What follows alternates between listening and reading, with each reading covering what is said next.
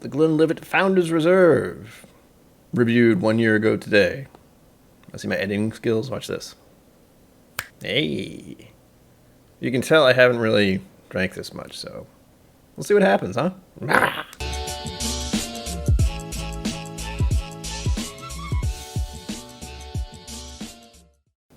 Welcome to KIllco. My name is Brian. I almost forgot to put that on the screen at the start. So, keeping it a mini review. 1 year ago today, I actually reviewed this, and we're going back to it again in tiny form because, well, basically I'm running out of mini samples. So, there we have the color. Very goldy, yellowish. I can't figure out any good words for this, but you're looking at it. What do you think it is? Comments below, because I need a better vocabulary when it comes to colors of scotch, at least. On to the nosing.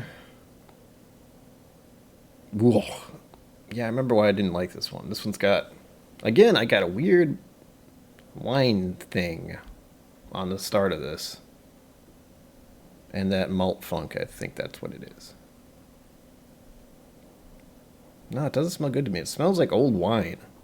That's weird. Like wine that's been in a glass for too long and has evaporated or something. Which this definitely hasn't, since it was definitely in a mini. I was actually afraid I might have that taste on the bigger bottle, but or smell on the bigger bottle.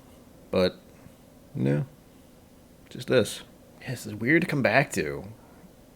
But the thing about the big bottle that I have, it was sold in a, holiday care thing to make mixers with. So that says a lot about this from the start.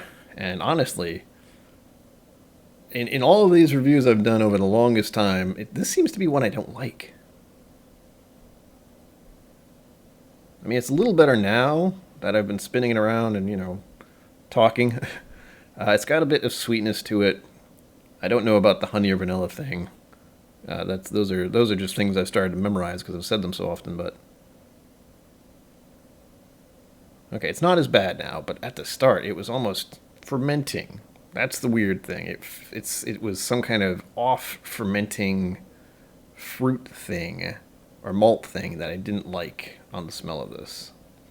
As I've been spinning it though, it seems to be a little less fragrant, we'll say. Almost like a sour apple or something. Ugh.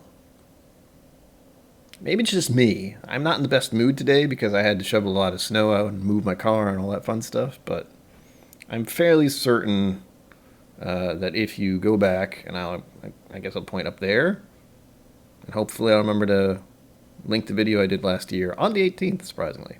All right, to sum up, little bit of apple citrus, kind of weird funk, and that bizarre wine thing that's been showing up. Like, it showed up recently. I don't remember if it was yesterday or the day before. But something feels wrong with this one.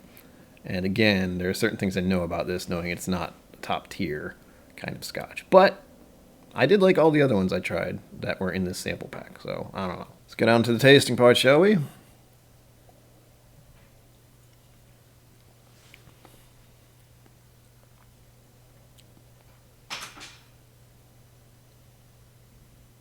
Ignore that. I'm just going to stare at the camera.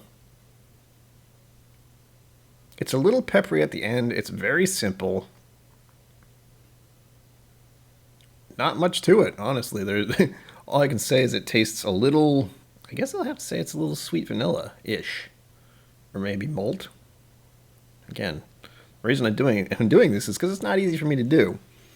Let's put it on the tongue for a bit. I know I'm getting a little bit of a drying effect now at the end of it. But let's see what happens if I can get more out of this, because this is a weird one. This is one that I'm kind of, if I remember, which I don't, it was harder for me to get notes out of this, and I don't know why. It's always hard. Now, this is more difficult.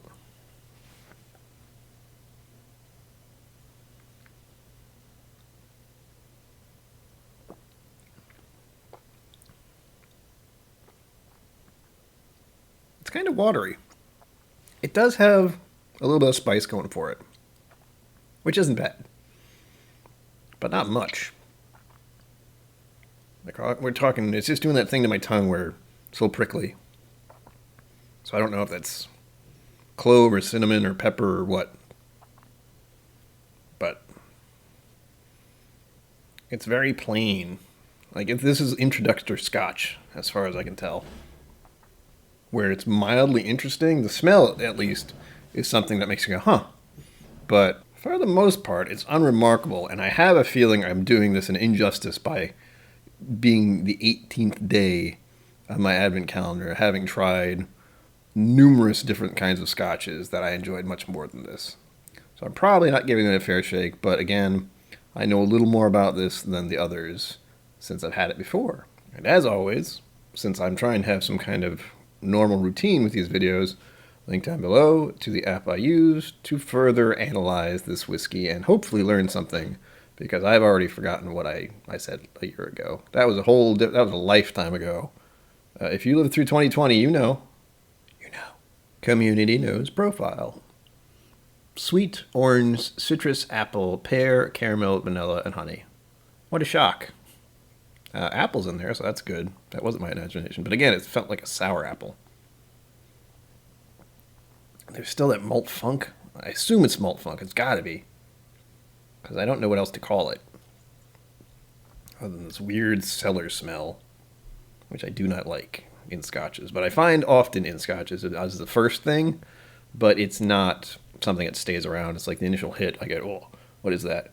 And then if I twirl for a bit, it seems to fade away, which is good. Flavor profile or palette or whatever you want to call it for the community profile is toffee, orange, caramel, apple, honey, and vanilla. I don't really get much of that at all.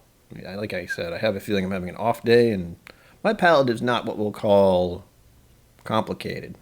At best, I get the very blunt force of these things.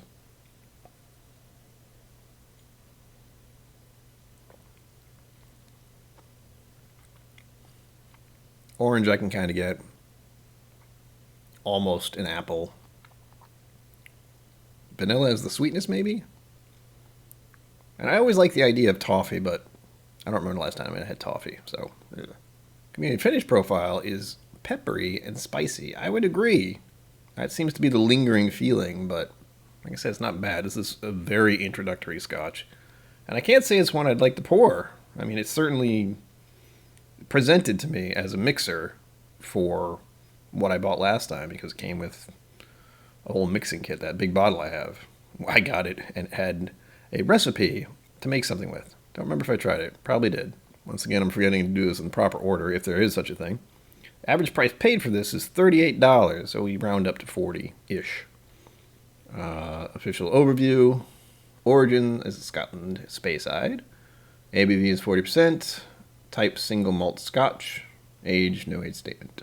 The official color of this is pale gold. The official nose, citrus fruits, sweet oranges. I've had much more fruity scotches than this. This is really just that malt funk, and that's all I seem to get, other than a kind of a hint of apple and whatever that weird sour note was, or bleh. It doesn't smell terrible, but it's not up to my standards of scotch. Do I have a standards of scotch suddenly? Oh no. Official taste. Zesty orange, pear, toffee, apples. Again, very similar to the community nose taste profile. Official finish. Long, creamy, smooth. It doesn't say spicy. I got spicy at the end. Yeah, maybe a little honey on the taste. I don't know. These are some complications here. For me, it's just a standard malt. Introductory to scotch, maybe. Sweet, maybe a hint of fruit. But it's really hard for me to get around that malt funk. So, would I buy this again? Definitely not, since I've had that bottle for well over a year now. I'll have to figure out what the mixed drink was, or maybe even look up a few mixed drinks. Maybe I'll do that. Because as far as putting this in a Glencairn for a regular pour, I have many other scotches that are much more to my liking. That's day 18. Foreshadowing, tomorrow is going to be a little bit sad. The 19th has a specific meaning to me, and me alone, pretty much. But not sure what I'm going to pour. Definitely I'm not going to be in a happy mood, but we're almost done, so I can't stop now. Till then, live long and prosper. Don't forget to be awesome. And sláinte. Thank you for joining me on KIllco. Please remember to like and subscribe, and I'll see you next time.